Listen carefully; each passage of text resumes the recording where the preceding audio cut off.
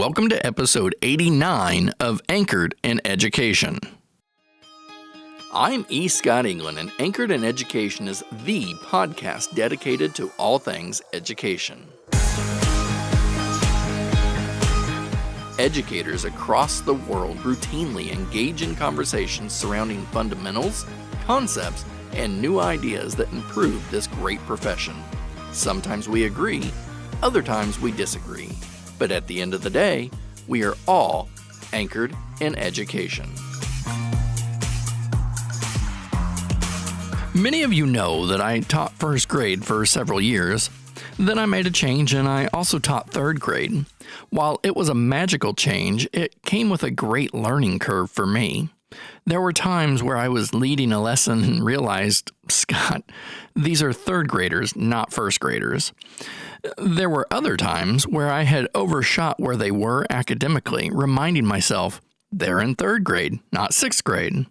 Each time I had one of these realizations, I had to make adjustments, or, as my guest today, Meredith Wendel, calls them, midcourse corrections. It only makes sense we would apply this terminology used in navigational industries to what we do in a classroom. Meredith joins us today to discuss more on the importance of midcourse corrections and strategies we can apply to see that the corrections are navigated successfully. Meredith, welcome to Anchored in Education. Thank you for having me. Excited to have you. Excited for my listeners to hear what you have to say. But before we get into that, we'd like to find out a little bit more about you and how you became anchored in education. Well, funny enough, I started off in college getting a film degree. Oh. And yeah, I had dreams of being a director someday. And I was taking, you had to have a second major. And I thought, well, I'll get it in education. And I took a few classes and was really enjoying it. And then they said, oh, no, you can't do education and film. Uh-huh. And I realized, okay, well, I'll do English.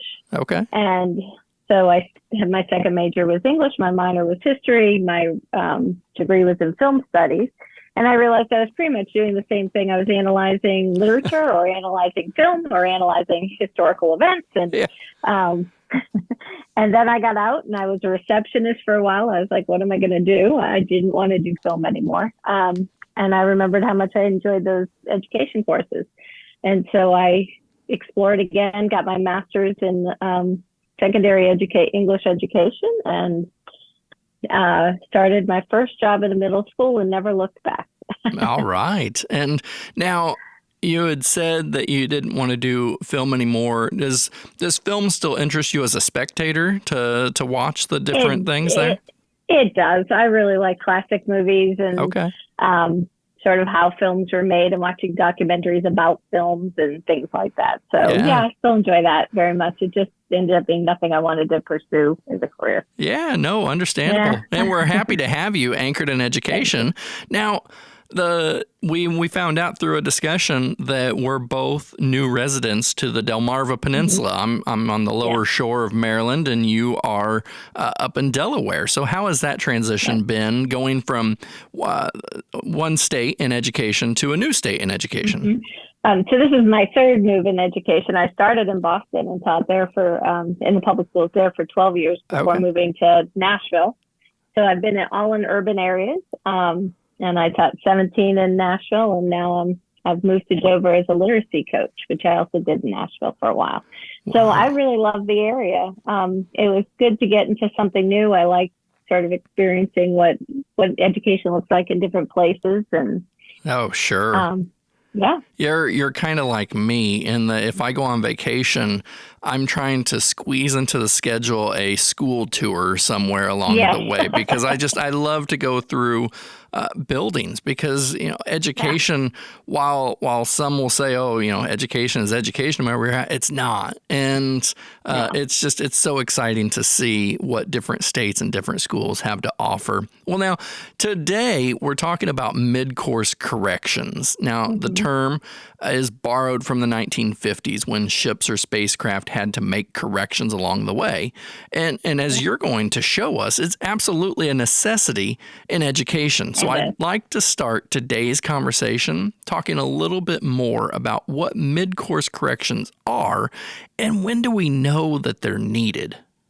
Okay, so mid-course corrections are when a teacher is teaching a lesson and they realize that their students are not understanding or able to do something that they either have just taught or previously taught, and that their students will be unable to meet their learning targets unless we go back and reteach, basically, or do something differently.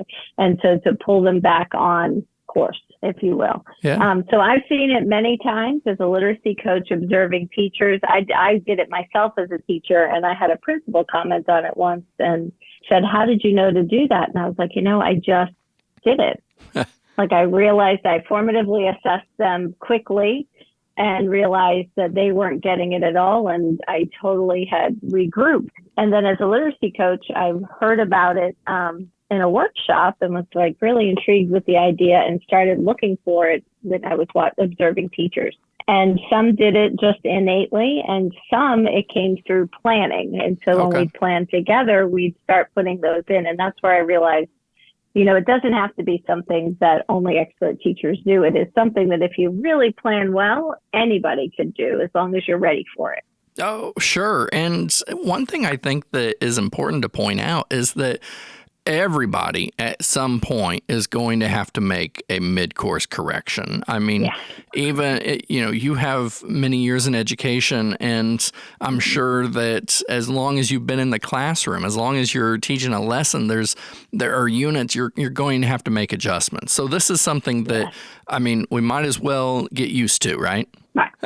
I agree completely. Well, very good. Well, now, the best part about mid-course corrections is that they can be implemented by any teacher, regardless of the years of service and experience in the profession.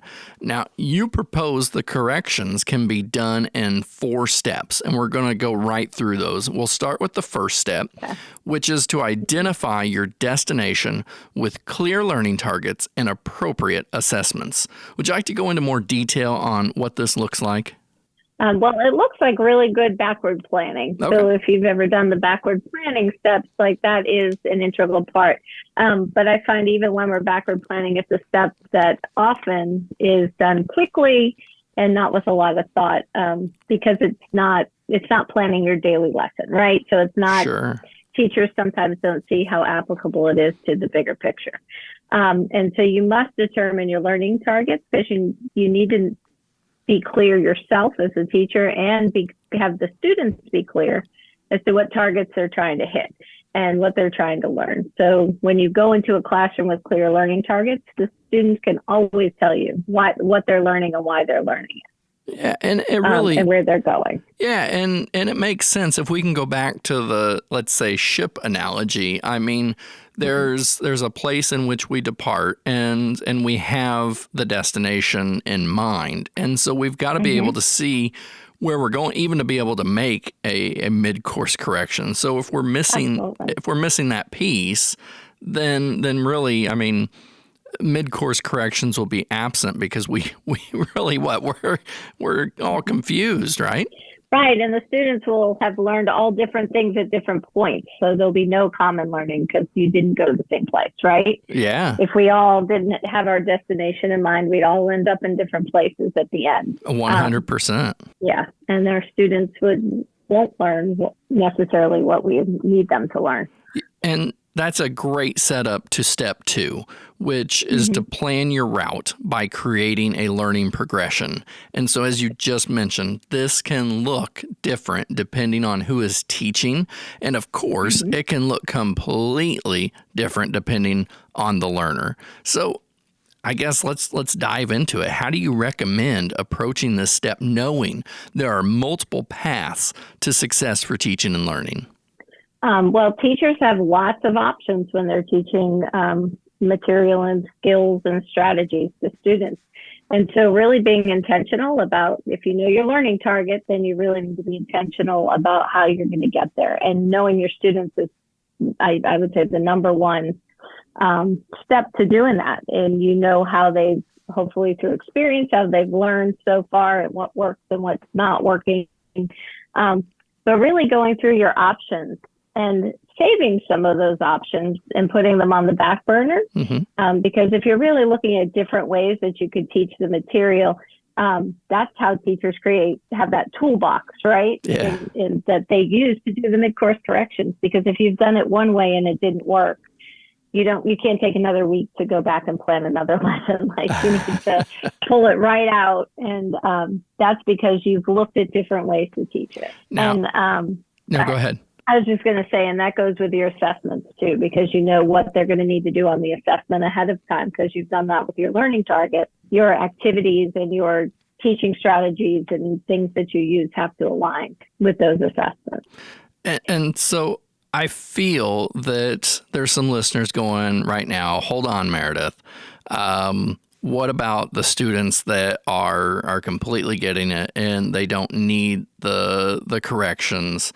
How am I supposed to continue on making the corrections, but then still providing what those students need? I mean, so what recommendations would you give for that? So that is actually one of the strategies I give for making a mid-course correction, is to actually pull a small group and make time for smaller learning groups. So mid-course corrections that I'm talking about are kind of for the whole group when you see a real misconception and you need to pull the whole ship back. Yeah, okay. But then as a teacher, you know that there's always going to be groups of kids for different reasons who aren't getting it. And so small group instruction and intervention at that point is something that you can embed into your learning progression as well. So, and I was just going to say, and when you're creating your learning progressions, really looking at where you think students are going to have their misconceptions ahead of time, and where you're going to start to go off course a little bit, will help you know, okay, I need to bring, the whole group's going to struggle with this, but I really know that these few students have struggled in the past with reading a complex text or creating, doing the writing of an introduction or whatever it might be that you're working on. And I'll get to step 3 in a second, but if I'm hearing you correctly, or if I'm maybe reading in between the lines, mid-course corrections can be complicated, but it sounds like it gets easier with time as you do it more. It does. It does. And I think like I said, the more you're building your toolbox, I think it is easier for more experienced teachers and teachers that have taught the same curriculum over a few years and know the different options that they have. I think it's harder if you're teaching a new curriculum, no matter what level of teaching you're in. Right. And I think it's harder if you're a new teacher and haven't built up that toolbox, but it's definitely possible with good planning. And I would say collaborating with those expert teachers, if you're a new teacher, is essential. Excellent advice. So let's get to step 3, because I think it's really valuable. And this is checking your course with formative assessments. Now, I believe if there is one piece of advice that can be given to any teacher looking to strengthen their instructions, it would be to become familiar and comfortable with formative assessments. The power these assessments have is just incredible. So what does formative assessments look like when tied to mid-course corrections? It looks like really carefully planning them to align with both your targets, but what kind of learning you're doing, right? So learning content knowledge is different than learning a skill.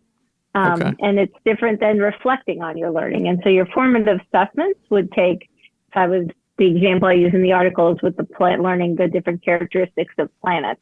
If I was doing a lesson on learning just what those characteristics are, and that's the point we're at in our learning progression, I'm going to have a really factual-based kind of formative assessment to see if they just caught the basic. I need them to know the difference between a gas planet and a terrestrial planet.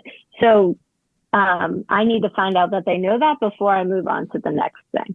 If we are doing a skills-based, like writing an essay and learning how to write or write an explanatory piece of writing or something like that, my formative assessment might be for them to write a little quick piece so I can see where they're at, or to analyze a piece of writing and tell me about it. So my assessment needs to sort of match that. I also am a big proponent of reflective formative assessments. We ask the students to reflect on what they've done and what level they think it's at, or their understanding of what they've done. Yeah, and I like the idea of the reflective assessments. Can you, I mean, what does that look like when the students, because it seems like anytime when I was a teacher or even observing, a lot of times it's hard to get students to give good feedback to themselves. And so how do you get to that point where you can truly get students to reflect on their work? Well, I built it into my classroom, so it's something that I think students need to learn explicitly. It's not all students are easily reflective. Actually, all teachers aren't innately reflective sometimes, and it's something we really need to build in and practice. Isn't that the truth? Yeah. And so I think building it into your classroom and building the students' capacity to reflect over time is important.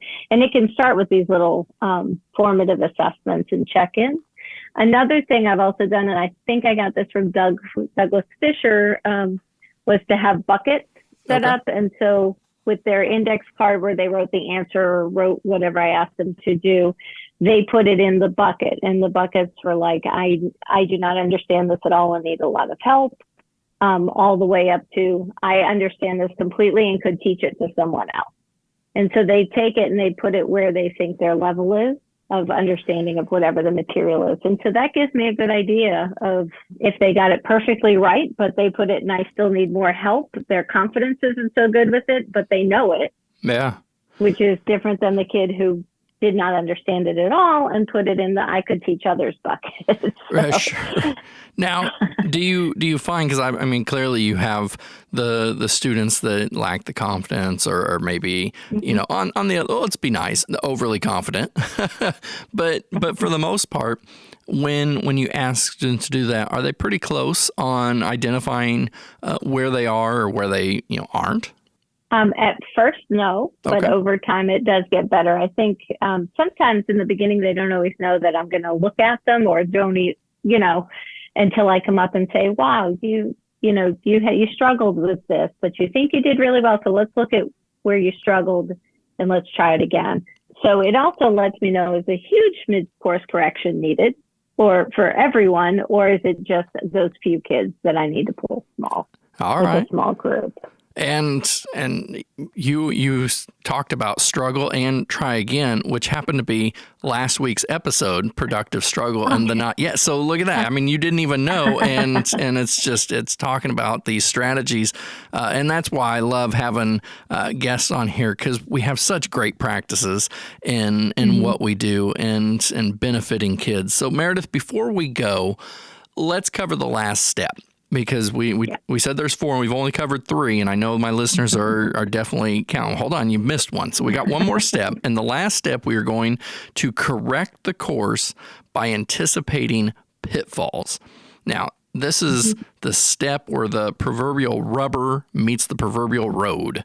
And there's a lot of strategies that can be used in this step. So what are your recommendations for selecting the right strategy? For selecting the right strategy, you would have to, again, know what you're trying to teach as far as, is it a content? Are you really just trying to get them to get some of the basic ideas, a deeper understanding, a skill, learning a strategy for fixing something, or again, even that reflective piece? So like if I was teaching about the planets and I taught it maybe through the textbook and I did a formative assessment, I realized they are not understanding this at all, but I found this great little video. Maybe I'll just change the instructional mode. Instead of reading about it, we'll do something that has more visuals so they can see it. And then I'll see if that works and assess it. If they're doing something, a skill or a strategy, I would definitely suggest more models. So maybe they tried it and you're like, oh, wait, they didn't understand what I was asking them to do at all. Let me show them a couple of models of what it's supposed to look like, and then try again. Chunking the learning into smaller pieces. So maybe I tried to tackle all of the different types of planets at once. Maybe we really just need to focus on one at a time. And I keep going back to the planets just because that's what I used in the article. Oh, yeah, no. Example. And then always providing scaffolds is another option. So again, if you know you're going to have a group of kids already who you think are going to struggle, have maybe something that only they get. to help them, a different kind of graphic organizer, a sentence frame that has more things filled in maybe than the other students. And then student reflection is the big piece, really making time for that. Okay. And so when you talk about the knowing that whatever you're getting ready to present, you'll have some students that struggle. Those are the anticipated pitfalls. Is that correct? Mm-hmm. Or it could be that the content itself is particularly hard for all students. Like maybe it is just a difficult concept to understand. Or if you're an ELA teacher, reading teacher like I am, like sometimes you have just a piece of very complex text, and really thinking of different ways, like knowing they're going to really struggle with this section of it before you go, helps you to hopefully not have to make a mid-course correction because you've already accounted for it in the learning progression. Sure. And mid-course corrections are something that can and should be done at all curricular areas. I mean, we can even be including these in physical education classes. Yes, in all subjects, there are times where you realize your students aren't getting it. Absolutely. I've been there, done that. I know you have as well, Meredith, and you're trying to help us out to understand how important mid-course corrections are in our practice. Thank you again so much, Meredith, for joining us on Anchored in Education today.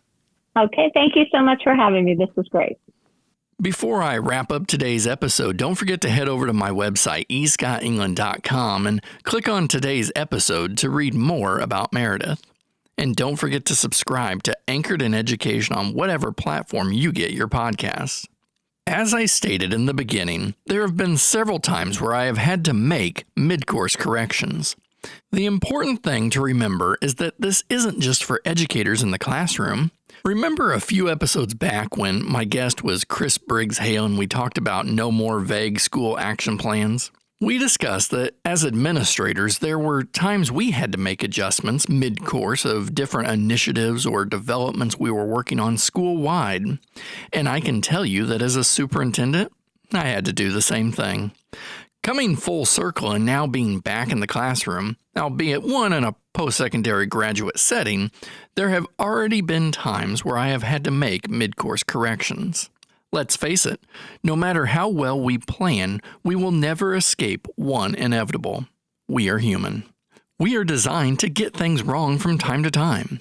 We need to empower our teachers and ourselves to handle things that do go wrong. We are actually going to dive more into this next week when our guest Zach Cohen stops by Anchored in Education to talk more about normalizing professional failure.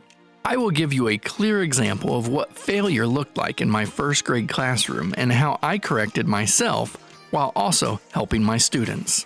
I love when topics interweave with each other without any prior planning or scheduling. It's just one more example of how at the end of the day, we are all anchored in education.